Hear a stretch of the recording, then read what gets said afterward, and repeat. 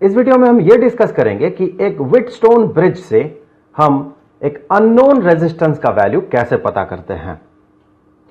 तो उसके लिए सबसे पहले देख लें व्हीटस्टोन ब्रिज का कंस्ट्रक्शन कैसे होता है।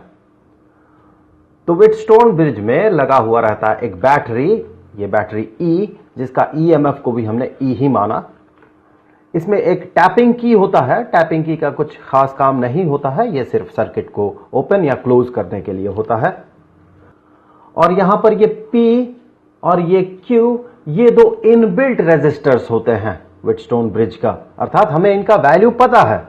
और जब P और Q का मैग्नीट्यूड हमें पता होगा तो हम Q डिवाइडेड बाय P इसका भी वैल्यू पता लगा सकते हैं। इससे आगे ये जो R है, ये है एक वेरिएबल रेजिस्टेंस, जिसका रेजिस्टेंस को हम सेट कर सकते हैं। अर्थात इस वेरिएबल रेजिस्टर का जब हम रेजिस्टेंस फिक्स कर लेंगे तो हमें इसका रेजिस्टेंस पता होगा। अब ये जो X है, ये है एक अननोन रेजिस्टेंस। तो ये है वो अननोन रेजिस्टेंस जिसका वैल्यू हमें पता करना है। और यहां पर ये जो G है, ये है गैल्वेनोमीटर। हमने क्या किया, इस की को टैप कर दिया, अर्थात स्विच को ऑन कर दिया। इससे होगा क्या, इस पूरे सर्किट में करंट का फ्लो होने लगेगा। तो यहां पर हमने माना करंट फ्लो करने लगा I पूरे सर्किट से। तो बैटरी से निकला करंट I और वही करंट वापस आ गया बैटरी में। कुछ पॉइंट्स का नाम दे देते हैं हम यहां पर ये पॉइंट मान ले, यह है पॉइंट A, यह है पॉइंट B, यह है पॉइंट C और यह है पॉइंट D। तो करंट जब A पॉइंट में पहुंचेगा तो यहां से ये दो पार्ट में स्प्लिट हो जाएगा। सो पहला पार्ट करंट का आर्म AB से पास होगा, हमने माना ये करंट है I1, और दूसरा पार्ट जो है ये आर्म AD से पास होगा, हमने माना ये है I2। तो हम कह सकते हैं I1 plus I2 is equal to I। अब यही करंट I1 जब B पॉइंट में पहुंचेगा तो यहां पहुंच के ये दो पार्ट में स्प्लिट हो जाएगा। एक तो यहां से पास होगा और दूसरा इस आर्म से पास होगा, BD आर्म से पास होगा। तो हमने माना BD आर्म से जो करंट पास हुआ ये है I3, जो कि गैल्वेनोमीटर के थ्रू पास हो रहा है, और BC आर्म से जो पास हुआ ये है I4। और ये बहुत क्लियर है कि ये I4 ये बराबर होगा I1 माइनस I3 के। सो I1 माइनस I3 ये हो गया I4। अब ये जो I2 करंट है D पॉइंट में आके I3 करंट के साथ मिला और ये आगे DC आर्म से I5 करंट बन के पास होने लगा। तो ये I5 किसके बराबर है, I5 है I2 प्लस I3 के बराबर। तो इस फिगर से बहुत ही क्लियर है कि जब C पॉइंट में पहुंचेगा ये दोनों करंट, ये और ये, अर्थात I4 और I5, तो ये जुड़ जाएगा और इस सर्किट के अगले पार्ट से ये I बन के फ्लो करेगा। क्योंकि हमने देखा I1 plus I2 is equal to I। इन दोनों करंट्स को जोड़ दे तो आपको मिलेगा I1 प्लस I2। तो I1 प्लस I2 तो I के बराबर है, सो ये करंट I फ्लो करने लगेगा। अब हम क्या करते हैं कि ये जो वेरिएबल रेजिस्टेंस है इसके वैल्यू को चेंज करते रहते हैं। तब तक हम चेंज करते हैं जब तक कि इस गैल्वेनोमीटर में जो पॉइंटर है इसमें डिफ्लेक्शन 0 ना हो जाए। तो जब गैल्वेनोमीटर में डिफ्लेक्शन 0 होगा, इसका मतलब क्या होगा, इसका मतलब होगा ये जो I3 है ये I3 0 के बराबर हो गया। इस तरह के कंडीशन को कहा जाता है balanced condition of Wheatstone bridge. Balanced condition of Wheatstone bridge. और बैलेंस्ड कंडीशन में हमें मिलता क्या है कि गैल्वेनोमीटर में जो है, गैल्वेनोमीटर में इसका जो कांटा होता है, इसका जो पॉइंटर होता है, इसमें डिफ्लेक्शन नहीं होता है। गैल्वेनोमीटर में कोई डिफ्लेक्शन नहीं होता है। और इसका टेक्निकल मतलब यह होता है कि गैल्वेनोमीटर से कोई करंट पास नहीं कर रहा है। इसी को हम कह सकते हैं कि I3 इज इक्वल टू 0। अब देखिए जब I3 0 होगा तो इस फिगर में बाकी जो वैल्यूज है करंट्स के वो क्या बन जाएंगे। तो I3 0 होते साथ ये टर्म तो कट गया, ये भी कट गया। सो I4 बराबर हो गया I1 के और I5 बराबर हो गया I2 के। अब कुछ पॉइंट्स को कंसीडर करें, पॉइंट ए और पॉइंट बी। इन दोनों पॉइंट्स के बीच जो पोटेंशियल डिफरेंस होगा, so potential difference between point A and point B, इसे हम ऐसे भी लिख सकते हैं कि यह है ए पॉइंट का पोटेंशियल माइनस बी पॉइंट का पोटेंशियल।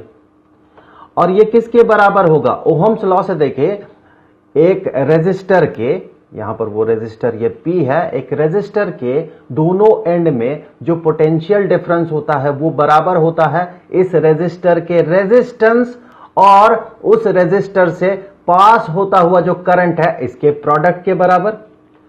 सो ये बन जाएगा I1 इंटू P। उसी तरह से अगर आप पॉइंट बी और पॉइंट सी के बीच पोटेंशियल डिफरेंस देखें, potential difference between point B and point C, इसे हम ऐसे भी लिख सकते हैं potential of point B minus electric potential of point C. ये किसके बराबर होगा? देखिए यहां पर रेजिस्टेंस है Q जिससे कि करंट का फ्लो हो रहा I4, तो I4 तो I1 के बराबर है। सो हम यहां पर कह सकते हैं कि I1 into Q, Ohm's law से। अब देखिए पॉइंट ए और पॉइंट डी के बीच जो पोटेंशियल डिफरेंस होगा इसे हम कह सकते हैं potential of point A minus electric potential of point D. ये किसके बराबर होगा? देखिए I2 करंट फ्लो कर रहा है, R रेजिस्टेंस है। यहां पर मैं फिर से बता दूं कि R नोन रेजिस्टेंस है क्योंकि हम ही ने इसका जो रेजिस्टेंस है ये सेट किया है, ये एक वेरिएबल रेजिस्टेंस है। सो ये बराबर होगा I2 इंटू R के। अब देखिए इसी तरह से पॉइंट डी और पॉइंट सी के बीच जो पोटेंशियल डिफरेंस होगा, जिसे कि हम लिख सकते हैं electric potential of point D minus electric potential of point C, ये बराबर होगा किसके? देखिए ये बराबर होगा करंट कितना पास कर रहा है I5 इस रेजिस्टेंस से, जो कि बराबर है I2 के। सो I2 इंटू रेजिस्टेंस X। सो इन इक्वेशंस को अगर हम नाम दे देते हैं तो ये हो गया इक्वेशन 1, ये हो गया इक्वेशन 2, ये हो गया इक्वेशन 3 और ये हो गया इक्वेशन 4।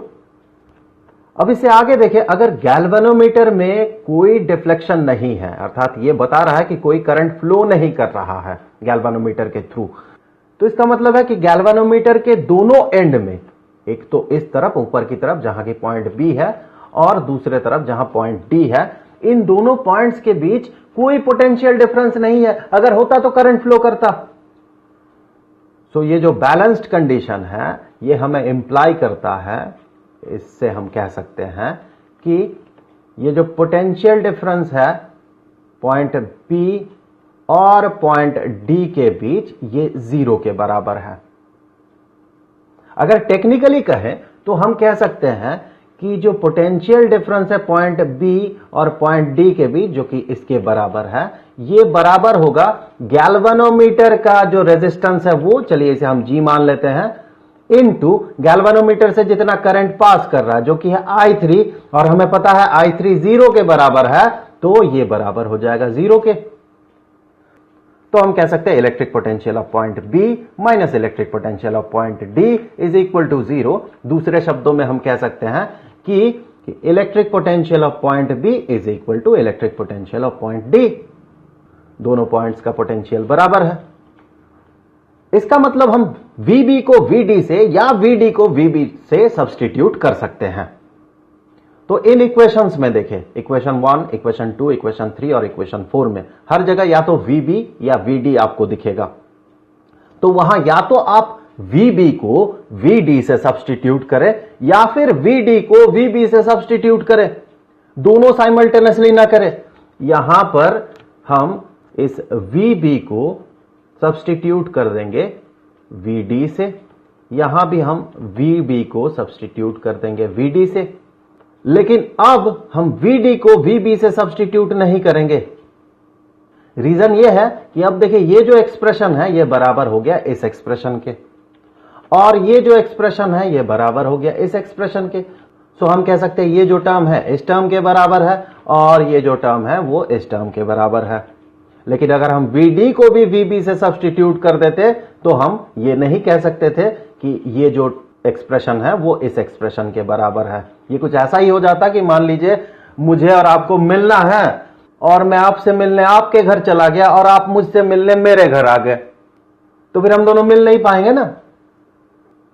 तो हम चेंज करेंगे सिर्फ VB को, आप VD को भी कर सकते हैं लेकिन दोनों को साइमल्टेनियसली ना करें।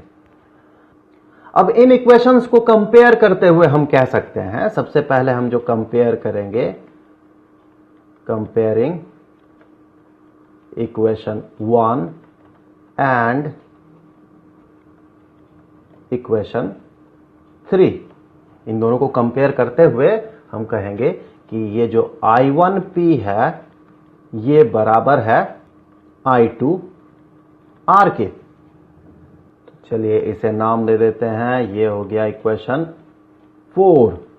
उसी तरह से जब हम कंपेयर करेंगे बाकी दो इक्वेशंस को, कंपेयरिंग इक्वेशन 2 एंड इक्वेशन 4, हमें क्या मिलेगा देखें।